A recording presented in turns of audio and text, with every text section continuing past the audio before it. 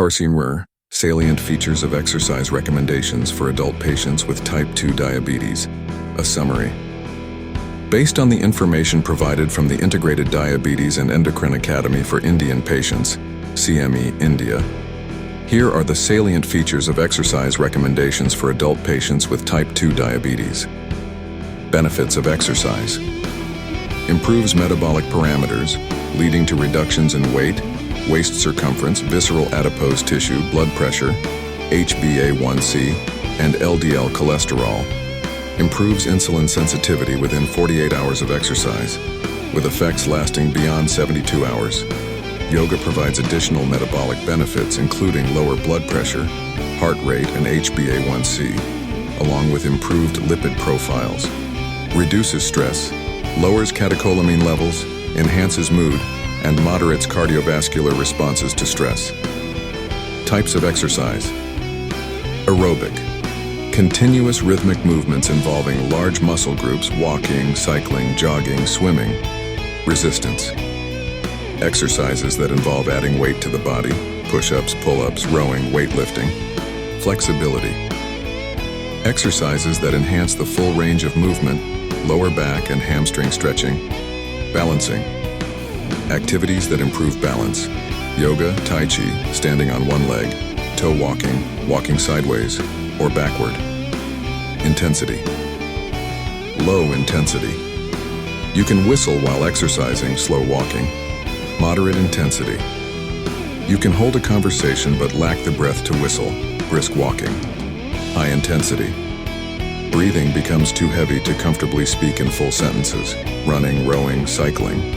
High-intensity interval exercise. Alternates between periods of intense aerobic activity and recovery. New recommendation, soleus push-up SPU. Unique exercise that efficiently utilizes glucose from the bloodstream without causing fatigue. Performing SPUs continuously for 4 hours led to a 52% reduction in glucose spikes compared to sitting still. General exercise guidelines. Engage in moderate intensity exercise for at least 150 minutes per week, spread over a minimum of 3 days. Include resistance training at least twice a week. A combination of moderate and high intensity exercises is more effective than either type alone. Incorporate small amounts of physical activity throughout the day to reduce postprandial glucose and insulin levels. Perform flexibility exercises 2 to 3 times per week. Balance training, also 2 to 3 times per week, is recommended, particularly for older adults. Timing of exercise. Exercising in a fasted state positively impacts lipid levels, particularly by reducing post-meal lipemia. Post-meal exercise, 30 minutes after eating, is more effective at lowering post-meal blood glucose levels than pre-meal exercise. Splitting an exercise routine into 2 sessions, one in the fasted state and another after meals, can offer optimal benefits. Exercise considerations for specific groups. Patients on oral hypoglycemic agents, OHA. Special attention is needed to avoid hypoglycemia during exercise.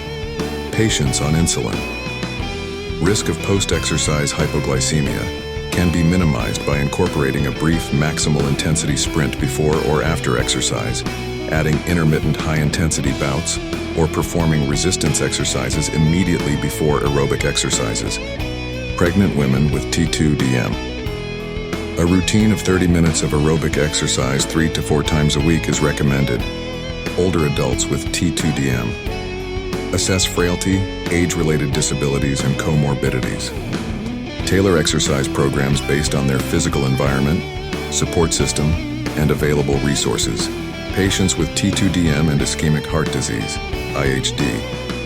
Exercise is generally safe, but clinical evaluation and supervised exercise programs are recommended. Patients with T2DM and retinopathy. Regular screening for retinopathy is essential, especially before prescribing high-intensity exercise. Patients with nephropathy. Exercise should begin at low intensity and be gradually increased over time.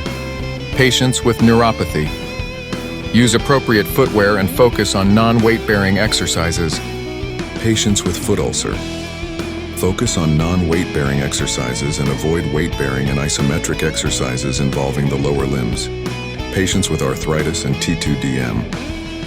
A mix of different exercise modalities is recommended, with modifications to avoid stressing the joints. Final learning points. Exercise plays a crucial role in managing type 2 diabetes, but there is limited guidance tailored specifically for Indian patients.